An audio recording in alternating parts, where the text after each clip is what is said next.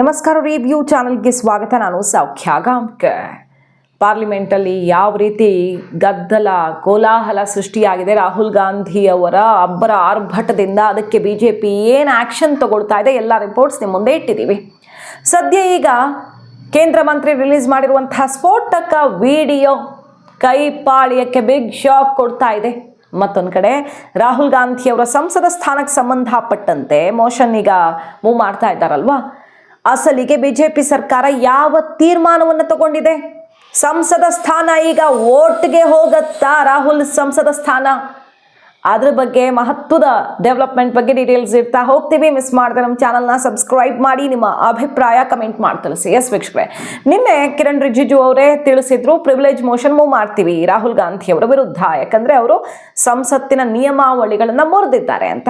ಬಹಳ ಸ್ಟ್ರಿಕ್ಟ್ ಆಕ್ಷನ್ಗೆ ಮುಂದಾಗೋಕೆ ಎಲ್ಲ ತಯಾರಿಯನ್ನು ಮಾಡ್ಕೊಂಡಿತ್ತು. ಆದರೆ ಇದ್ದಕ್ಕಿದ್ದಂತೆ ಈಗ ಪ್ರಿವಿಲೇಜ್ ಮೋಷನ್ ಮೂವ್ ಮಾಡಲ್ಲ ಅಂತ ಹೇಳಲಾಗ್ತಿದೆ. ಆದರೆ ಏನು ಮಾಡ್ತಿದೆ ಬಿಜೆಪಿ? ಹಾಗಾದ್ರೆ ಅವರು ಆಡಿರುವಂಥ ಮಾತುಗಳು, ಬಳಸಿರುವ ಶಬ್ದಗಳು ಮತ್ತೆ ಆರೋಪ ಸಣ್ಣ ಪ್ರಮಾಣದಲ್ಲ. ಮತ್ತೆ ಒಬ್ಬ ಕೇಂದ್ರ ಮಂತ್ರಿಯ ವಿರುದ್ಧ ಮಾಡಿರುವಂಥ ಆರೋಪ, ಮೋದಿ ವಿರುದ್ಧ, ದೇಶದ ಪ್ರಧಾನಿ ವಿರುದ್ಧ ಮಾಡಿರುವಂಥ ಆರೋಪ, ಎರಡು ಅತ್ಯಂತ ಗಂಭೀರ ಸ್ವರೂಪದ್ದು ಮತ್ತು ಸಂಪೂರ್ಣ ಸುಳ್ಳು ಅಂತ ಈಗ ಬಿಜೆಪಿ ಮುಗಿಬಿದ್ದಿದೆ. ಯಾಕಂದ್ರೆ ಟ್ರೇಡ್ ಡೀಲ್, US ಟ್ರೇಡ್ ಡೀಲ್ದಂತೂ ಅಮೆರಿಕಾನೇ ವಾಪಸ್ ತಗೊಂಡಿದೆ, ತನ್ನ ಫ್ಯಾಕ್ಟ್ ಶೀಟಲ್ಲೇ ಚೇಂಜಸ್ ಮಾಡ್ಕೊಂಡಿರೋದು ನೋಡಿದ್ದೀವಿ. ಸೊ ರಾಹುಲ್ ಗಾಂಧಿ ಅವರು ಯಾವ ಆಧಾರದ ಮೇಲೆ ಹೇಳ್ತಾರೆ?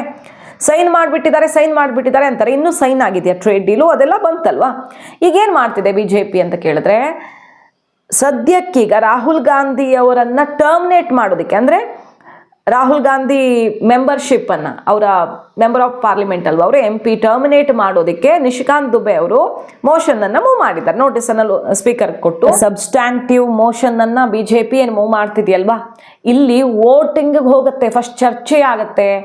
ರಾಹುಲ್ ಗಾಂಧಿ ಅವರ ವಿದೇಶಿ ಕನೆಕ್ಷನ್ಸು ಮತ್ತು ಇವರು ಇಲ್ಲಿ ಪಾರ್ಲಿಮೆಂಟಲ್ಲಿ ಮಾಡಿರುವಂಥ ಗಂಭೀರ ಆರೋಪಗಳು, ದೇಶಕ್ಕೆ ಇವರು ಯಾವ ರೀತಿ ದ್ರೋಹ ಬಗೆತಿದ್ದಾರೆ, ಇದೆಲ್ಲ ಅಂಶಗಳನ್ನು ನಿಶಿಕಾಂತ್ ದುಬೆ ಅವರು ಸಾಬೀತು ಮಾಡೋದಕ್ಕೆ ಡಾಕ್ಯುಮೆಂಟ್ಸನ್ನು ಕೊಡಬೇಕಾಗತ್ತೆ.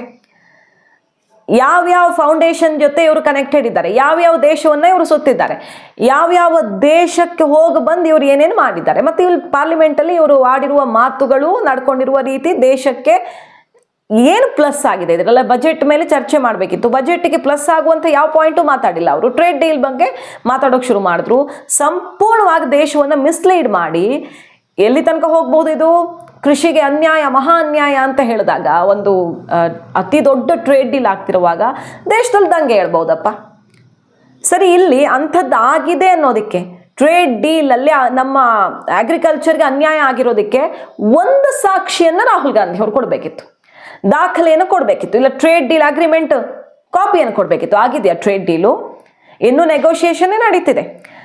ಅಮೆರಿಕ ಏನು ಘೋಷಣೆ ಮಾಡಿತ್ತು ಅದನ್ನು ವಾಪಸ್ಸು ತಗೊಂಡಿದೆ ಅಲ್ವಾ, ಏನನ್ನೂ ಕೊಡೋಕ್ಕಾಗಿಲ್ಲ ರಾಹುಲ್ ಗಾಂಧಿ ಅವರಿಂದ. ಸೊ ಇದು ಕಂಪ್ಲೀಟ್ ಫಾಲ್ಸ್ ಇನ್ಫಾರ್ಮೇಷನ್ ಆಗುತ್ತೆ. ಸೊ ಆಕ್ಷನ್ ಆಗಬೇಕಲ್ಲ. ರಾಹುಲ್ ಗಾಂಧಿ ಅವರ ಹಲವಾರು ದೇಶದ್ರೋಹಿ ಕೃತ್ಯಗಳನ್ನು ಈಗ ನಿಶಿಕಾಂತ್ ದುಬೆ ಅವರು ಸೆಷನ್ನಲ್ಲಿ ಇಡಬೇಕಾಗತ್ತೆ. ಅವ್ರು ಏನು ಮೋಷನ್ ಮೂವ್ ಮಾಡಿದ್ದಾರೆ, ಚರ್ಚೆ ಆದ ಮೇಲೆ ಈಗಿದು ವೋಟಿಗೆ ಹೋಗುತ್ತೆ. ಪಾಸ್ ಆಗಿದ್ದೇ ಹೌದಾದರೆ ರಾಹುಲ್ ಗಾಂಧಿ ಅವರು ತಮ್ಮ ಸಂಸದ ಸ್ಥಾನವನ್ನು ಕಳ್ಕೊಳ್ಬೇಕಾಗುತ್ತೆ. ಅಷ್ಟು ಗಂಭೀರವಾದ ಮೋಷನ್ನು. ಅಂದರೆ ಪಾಸ್ ಆಗೋದಕ್ಕೆ ಬಹುಮತ ಬೇಕು. ಬಹುಮತ ಬಿಜೆಪಿ ಹತ್ರ ಇದೆ, NDA ಹತ್ರ ಇದೆ. NDA ಹತ್ರ ನಂಬರ್ ಇರೋದ್ರಿಂದಾಗಿ ಈ ವಿಚಾರ ತುಂಬ ಪ್ರಮುಖವಾಗ್ತಿದೆ.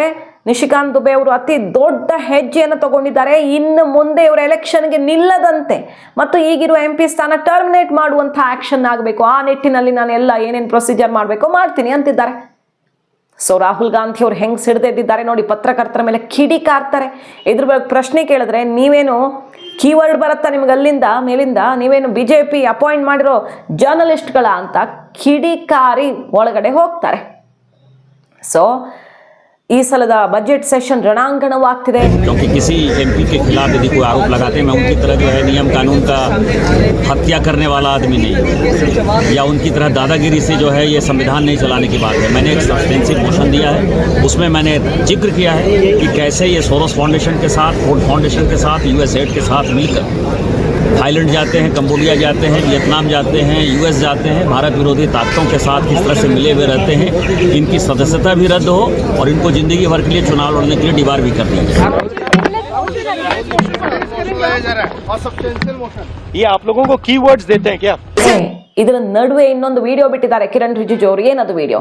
ಸ್ಪೀಕರ್ ಚೇಂಬರ್ ಅಲ್ಲಿ ಏನಾಯ್ತು, ಮೊನ್ನೆ ಆರೋಪ ಮಾಡಿದ್ರು. ಸ್ಪೀಕರ್ ಚೇಂಬರ್ ಒಳಗೆ ಫಸ್ಟ್ ಆಫ್ ಆಲ್ ಯಾರು ಶೂಟ್ ಮಾಡಿದ್ದು ಅನ್ನೋದು ಬಹಳ ಆಕ್ರೋಶಕ್ಕೆ ಕಾರಣ ಆಯಿತು. ಹೆಂಗೆ ಅಲ್ಲಿ ವಿಡಿಯೋ ರೆಕಾರ್ಡ್ ಮಾಡ್ತಾರೆ ಅಂತ. ಎರಡನೇದು ಅಲ್ಲಿ ಏನು ನಡೀತು ಅನ್ನೋದು ಆ ವಿಡಿಯೋ ರೆಕಾರ್ಡಿಂದ ಬಯಲಾಯ್ತಲ್ಲ. ಈಗ BJP ಅದೇ ವಿಡಿಯೋನ ಬಿಟ್ಟಿದೆ. ಈಗ ಏನು ನಡ್ತಿದೆ ನೋಡಿ, ಯಾವ ರೀತಿ ಅಬ್ಯೂಸ್ ಮಾಡಿದ್ದಾರೆ. ಸ್ಪೀಕರ್ ವಿರುದ್ಧ ಕೈ ತೋರಿಸಿ ಕಿರುಚಾಡಿ ಸ್ಪೀಕರ್ ಮೇಲೇನೆ ದಾಳಿ ಮಾಡುವ ರೀತಿಯಲ್ಲಿ ನಡೆದುಕೊಂಡಿದ್ದಾರೆ. ಸೀನಿಯರ್ ಮೆಂಬರ್ಸ್ ಪ್ರಿಯಾಂಕಾ ವಾದ್ರಾ ಅವರಿಂದ ಹಿಡಿದು ಅಲ್ಲಿ ಎಲ್ಲರೂ ಇದ್ದಾರೆ. ಅವರೂ ಕೂಡ ಅವರನ್ನು ತಡೆಯಲ್ಲ, ಅಷ್ಟು ದುರ್ವರ್ತನೆ ಸ್ಪೀಕರ್ ಮೇಲೆ. ಎಂಥ ಕ್ರಮ ಆಗಬೇಕಿತ್ತು. ಅದರ ನಡುವೆ ಸ್ಪೀಕರ್ ವಿರುದ್ಧವೇ ನೋ ಕಾನ್ಫಿಡೆನ್ಸ್ ಮೋಷನ್ ಮಾಡಿದೆ ಕೈಕೂಟ. ಅವರನ್ನೇ ಪದಚ್ಯುತಿ ಮಾಡೋಕ್ಕೆ ಓಂ ಬಿರ್ಲಾ ಅವರು ಬಹಳ ದೊಡ್ಡ ಸ್ಟೆಪ್ ತಗೊಂಡ್ರು. ಈ ನೋ ಕಾನ್ಫಿಡೆನ್ಸ್ ಮೋಷನ್ ಏನು ಅಂತ ಇತ್ಯರ್ಥ ಆಗೋ ತನಕ ನಾನು ಈ ಸೀಟ್ ಮೇಲೆ ಕೂರಲ್ಲ ಅಂತ ಕೆಳಗೆಳೆದು ಹೊರಟರು ಅವರು. ಸ್ಪೀಕರ್ ಮೇಲೇನೆ ಇವರು ಏನು ಮಾಡಿದ್ದಾರೆ, ಯಾವ ರೀತಿ ಕೂಗಾಡಿದ್ದಾರೆ. ಸ್ಪೀಕರ್ ಆ ಸ್ಥಾನಕ್ಕೆ ಎಷ್ಟು ದೊಡ್ಡ ಗೌರವ ಇರುತ್ತೆ.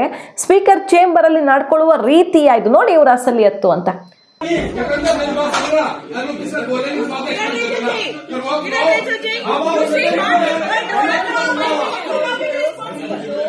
20-25 कांग्रेस एमपीज स्पीकर के चैम्बर में जबरदस्त घुस गए, तो मैं भी दौड़ के गए कि भाई स्पीकर साहब के साथ क्या बदसलूकी किया जा रहा है। तो वहाँ इतना गाली गलौज किया गया। प्रियंका जी और वेणुगोपाल जी भी वही थे, उन्हीं के सामने में गाली किया है। ವಿಡಿಯೋ ಬಿಟ್ಟಿದ್ದಾರೆ. ಮೊನ್ನೆ ನೋಡಿದ್ರೆ ನರೇಂದ್ರ ಮೋದಿ ಅವ್ರ ಚೇರ್ ಹತ್ರ ಮಹಿಳಾ ಎಂಪಿಗಳು ನುಗ್ಗಿದ್ದು ದಾಳಿ ಮಾಡೋದಕ್ಕೆ ತಯಾರಿಯಾಗಿತ್ತು. ಏನು ಬೇಕಾದರೂ ನಡೀಬಹುದಿತ್ತು ಅನ್ನುವಂಥದ್ದನ್ನ ಪಾರ್ಲಿಮೆಂಟ್ ಎಚ್ಚರಿಕೆ ನನಗೇನು ಮಾಹಿತಿ ಬಂತು ಅನ್ನೋದನ್ನ ಓಂ ಬಿರ್ಲಾ ಅವರು ಸ್ಪೀಕರ್ ಸಾಹೇಬರು ಹೇಳ್ತಾರೆ. ಅದ್ರ ಮೇಲೇನೆ ಈಗ ಮುಗಿಬಿದ್ದಿರೋದಲ್ವಾ. ನಂಬರ್ 1 ಆ ವಿಡಿಯೋ. ಈಗ ಈ ವಿಡಿಯೋ ಕೈಪಾಳ್ಯಕ್ಕೆ ಬಿಗ್ ಶಾಕ್ ಕೊಡ್ತಿದೆ. BJP ಏನು ಮಾಡ್ತಾ ಇದೆ ಸಂಸತ್ನ ಒಳಗಡೆ ಕೈಪಡೆ ಅಂತ BJP ದೃಶ್ಯಗಳ ಸಮೇತ ಮುಗಿಬಿದ್ದಿರೋದು. ಇನ್ನು ರಾಹುಲ್ ಗಾಂಧಿ ಅವರು ಪ್ರಶ್ನೆ ಮಾಡ್ತಾ ಹೋಗ್ತಾರೆ, ದೇಶದ ದಾರಿ ತಪ್ಪಿಸ್ತಿದ್ದಾರೆ ಅನ್ನುವಂತಹ ಆಕ್ರೋಶ ನಿರ್ಮಲಾ ಸೀತಾರಾಮನ್ ಅವರು ಚಾಟಿ ಏಟು ಕೊಟ್ಟಿದ್ದಾರೆ. ಬಾಂಗ್ಲಾ ಟೆಕ್ಸ್ಟೈಲ್ ಈಗ ಹೆಂಗಿದಾಗತ್ತೆ ನೋಡಿ, ಅಮೆರಿಕದ ಮುಂದೆ ಮಂಡಿಯೂರಿ ನಮ್ಮ ಟೆಕ್ಸ್ಟೈಲ್ ಕೊಲ್ಯಾಪ್ಸ್ ಆಗುತ್ತೆ ಅಂತ ಅಟ್ಯಾಕ್ ಮಾಡ್ತಾರೆ, ನಮ್ಮ ಡೇಟಾವನ್ನು ವಿದೇಶಗಳಿಗೆ ಮಾರಿದ್ದಾರೆ ಅಂತ ಹೇಳ್ತಾರೆ. ಅದಕ್ಕೆ ನಿರ್ಮಲಾ ಸೀತಾರಾಮನ್ ಅವರು ಸಿಂಪಲ್ ಆನ್ಸರ್ ಕೊಡ್ತಾ ಹೋಗ್ತಾರೆ, ನಿಮಗೆ ಕಾಮನ್ ಸೆನ್ಸ್ ಇಲ್ವಾ, ನಿಮ್ಗೆ ಇದ್ರ ಬಗ್ಗೆ ಏನೂ ನಾಲೆಜ್ ಇಲ್ಲದೆ ಏನು ಹೇಳ್ತಿದ್ದೀರಿ ನೀವು. ಇನ್ಸೆಂಟಿವ್ಸ್ ಕೊಡ್ತಿದ್ದೀವಿ, ಡೇಟಾ ನಮ್ಮ ದೇಶದಲ್ಲಿ ಉಳಿಯೋ ಥರ ಮಾಡ್ತಿದ್ದೀವಿ, ಜಾಬ್ ಕ್ರಿಯೇಷನ್ ಎಷ್ಟಾಗುತ್ತೆ ಇದರಿಂದ ಅನ್ನೋದು ಗೊತ್ತಾ ನಿಮಗೆ, ಯಾಕೆ ಮಿಸ್ಲೀಡ್ ಮಾಡ್ತಿದ್ದೀರಾ.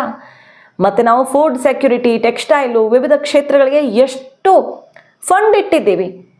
ನಿಜಕ್ಕೂ ನೀವು ಆಡ್ತಿರುವ ಮಾತಿಗೆ ಯಾವುದಕ್ಕಾದರೂ ತಯಾರಿ ಮಾಡ್ಕೊಂಡು ಬಂದಿದ್ದೀರೋ ಇಲ್ವೋ ಅಂತ ಬಹಳ ತೀವ್ರವಾಗಿ ದಾಳಿ ನಡೆಸಿರೋದು ಬಜೆಟ್ ವಿಚಾರದಲ್ಲಿ ನಿರ್ಮಲಾ ಸೀತಾರಾಮನ್ ಅವರು. ಸೊ ಈ ಸಲದ ಪಾರ್ಲಿಮೆಂಟ್ ಸೆಷನ್ ರಾಹುಲ್ ಗಾಂಧಿ ಅವರ ಅಬ್ಬರ ಆರ್ಭಟದಿಂದಾಗಿ ಕೋಲಾಹಲಕ್ಕೆ ಕಾರಣ ಆಗಿದೆ. ರಾಹುಲ್ ವಿರುದ್ಧ ಬಿಗ್ ಆಕ್ಷನ್ಗೆ ಸರ್ಕಾರ ಈಗ ಭರ್ಜರಿ ತಯಾರಿಯನ್ನ ಮಾಡ್ಕೊಂಡಿರೋದು. ಯಾಕಂದ್ರೆ ಇದು ಬರೀ ರಾಜಕೀಯ ಆರೋಪ ಪ್ರತ್ಯಾರೋಪದ ವಿಷಯ ಅಲ್ಲ, ಒಂದು ದೇಶದ ವಿಷಯ. ಭಾರತ ನಮ್ಮ ಹಿತಾಸಕ್ತಿಗಳನ್ನು ಅಮೆರಿಕಕ್ಕೆ ಮಾರಿಕೊಂಡಿದೆ ಅಂತ ಅವ್ರು ಹೇಳಿದಾಗ ಅದಕ್ಕೆ ಸುಮ್ಮನೆ ಇದ್ರೆ ಕೇಂದ್ರ ಸರ್ಕಾರ ಅದನ್ನು ಒಪ್ಕೊಂಡಂಗಾಗತ್ತೆ. ಸೊ ರಾಹುಲ್ ಗಾಂಧಿ ವಿರುದ್ಧ ಬಿಗ್ ಆಕ್ಷನ್ ಆಗಲೇಬೇಕೀಗ. ಎಪ್ಸ್ಟಿನ್ ಫೈಲ್ಸು ಮತ್ತು ಟ್ರೇಡ್ ಡೀಲ್ ವಿಚಾರದಲ್ಲಿ ರಾಹುಲ್ ಗಾಂಧಿ ಅವರು ಕೊಟ್ಟ ಮಾಹಿತಿ ಪಾರ್ಲಿಮೆಂಟಲ್ಲಿ ನಂಬರ್ 1, ಆ ಮಾಹಿತಿಯನ್ನು ಕೊಡೋದಕ್ಕೆ ಸ್ಪೀಕರ್ಗೆ ನೋಟಿಸ್ ಕೊಟ್ಟು ಅವರು ಅವಕಾಶವನ್ನೇ ಪಡೆದುಕೊಂಡಿರಲಿಲ್ಲ, ನಿಯಮವನ್ನೇ ಪಾಲಿಸದೆ ಇಷ್ಟು ದೊಡ್ಡ ತಪ್ಪು ಮಾಡಿದ್ದಾರೆ ಅನ್ನೋದು BJP ಮುಗಿ ಬೀಳೋದಕ್ಕೆ ಮೊದಲನೇ ಕಾರಣ. ಎರಡನೇದು, ಆ ಹೇಳಿರೋ ಅಂಶ ಕೂಡ ಕಂಪ್ಲೀಟ್ ಆಗಿ ದೇಶದ ಜನರ ದಾರಿ ತಪ್ಪಿಸುವ ಮತ್ತು ದೇಶಕ್ಕೆ ಬಹಳ ದೊಡ್ಡ ಅವಮಾನ ಮಾಡುವಂಥ ವಿಷಯ ಅಂತ. ನರಾವಣೆ ವಿಚಾರದಲ್ಲಿ ಬಿಗ್ ಎಕ್ಸ್ಪೋಸ್ ಆಯಿತು, ರಾಹುಲ್ ಗಾಂಧಿ ಅವರಿಗೆ ಭಾರಿ ಸೆಟ್ ಬ್ಯಾಕ್ ಆಯಿತು. ಆ ಪುಸ್ತಕ ತಂದಿದ್ದಿವರು ಫೇಕಾ ಅನ್ನೋ ತನಕ. ಯಾಕಂದರೆ ಒಂದೇ ಒಂದು ಸಣ್ಣ ಡಿಜಿಟಲ್ ಫಾರ್ಮಲ್ಲಿ, ಆನ್ಲೈನ್ ಫಾರ್ಮಲ್ಲಿ, ಸಾಫ್ಟ್ ಕಾಪಿ, ಹಾರ್ಡ್ ಕಾಪಿ ಯಾವುದೂ ಹೊರಗಡೆ ಬಂದಿಲ್ಲ. ಇವ್ರ ಕೈಗೆ ಹೆಂಗೆ ಬಂತು ಮತ್ತು ಯಾವುದದು ಅನ್ನುವಂಥ ವಿಷಯ ಈಗ ರಾಹುಲ್ ಗಾಂಧಿ ಅವರು ಎಕ್ಸ್ಪೋಸ್ ಆದಂಗೆ ಆಯಿತು. ಅಲ್ಲಿ ಹೇಳಬೇಕಿತ್ತು ಅವರು ಅಸಲಿಗೆ ಹೆಂಗೆ ಬಂತು ನನ್ನ ಹತ್ರ ಇದು ಅಂತ ಹೇಳ್ಕೊಳ್ಬಹುದಿತ್ತು. ಅದನ್ನೂ ಕೂಡ ರಾಹುಲ್ ಗಾಂಧಿ ಅವರು ತನಗೆ ಮಾತಾಡೋಕ್ಕೆ ಬಿಡಲಿಲ್ಲ ಸೆಷನ್ನಲ್ಲಿ ಬುಕ್ ಹಿಡ್ಕೊಂಡು ಅಂತ ನಿಯಮವನ್ನೇ ಪ್ರಶ್ನೆ ಮಾಡಿದ್ರು. ನಿಯಮ ಪಾಲಿಸಿ ಅಂದರೆ LOP ಆಗಿ ಅದನ್ನು ಪಾಲಿಸಲಿಲ್ಲ. ಈಗ ಈ ವಿಚಾರದಲ್ಲಿ ಇದು ತುಂಬ ಸೂಕ್ಷ್ಮ ವಿಚಾರ. ನರೇಂದ್ರ ಮೋದಿ ಅವರ ವಿರುದ್ಧ ವೈಯಕ್ತಿಕ ವಾಗ್ದಾಳಿ ಅಲ್ಲ, ಇದು ದೇಶದ ವಿರುದ್ಧದ ವಾಗ್ದಾಳಿ ಆಗುತ್ತೆ. ಟ್ರೇಡ್ ಡೀಲ್ ವಿಚಾರದಲ್ಲಿ ಅಮೆರಿಕದ ಮುಂದೆ ಭಾರತ ಹಿತಾಸಕ್ತಿ ಬಲಿ ಕೊಟ್ಟಿದೆ ಅಂದರೆ ಸೊ ಅದರ ಸುತ್ತ ಈಗ ಗಂಭೀರವಾದಂಥ ಬೆಳವಣಿಗೆ ಆಗ್ತಿರೋದು. ಈ ಮೋಷನ್ನು ಪಾಸ್ ಆಗಿಬಿಟ್ರೆ ಓಟು ರಾಹುಲ್ ಗಾಂಧಿಯವರ ವಿರುದ್ಧ ಬಿದ್ದು ಬಿಟ್ರೆ ರಾಹುಲ್ ಗಾಂಧಿಯವರು ತನ್ನ ಸಂಸದ ಸ್ಥಾನ ಕಳ್ಕೊಳ್ಳೋದಕ್ಕೆ ಎಲ್ಲಾ ಚಾನ್ಸ್ ಇದೆ. ಅಷ್ಟು ದೊಡ್ಡ ಶಾಕ್ ಕೊಡ್ತಿದ್ದಾರೆ ಈಗ ಬಿಜೆಪಿ MP. ಮಾಹಿತಿ ಇಷ್ಟ ಆಗಿದ್ರೆ ಮಿಸ್ ಮಾಡಿದ್ರೆ ನಮ್ಮ ಚಾನಲ್ನ ಸಬ್ಸ್ಕ್ರೈಬ್ ಮಾಡಿ, ನಿಮ್ಮ ಅಭಿಪ್ರಾಯ ಕಮೆಂಟ್ ಮಾಡಿ ತಿಳಿಸಿ. Thank you.